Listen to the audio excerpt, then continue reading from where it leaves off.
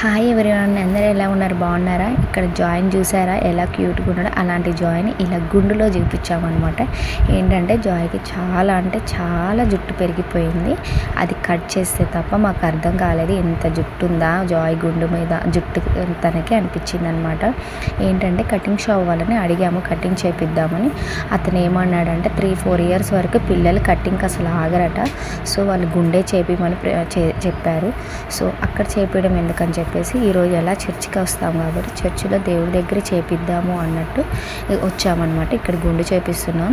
ఇక్కడ మాత్రం జాయ్ అస్సలు ఏడవలేదు. లాస్ట్ టైం ఫుల్ ఏడ్చాడు. ఈసారి మాత్రం అస్సలు ఏడవలేదు. ఒక వీడియో పెట్టి లాలీపాప్ ఇచ్చాము. వాళ్ళ అక్క వీడియో చూపిస్తుంది.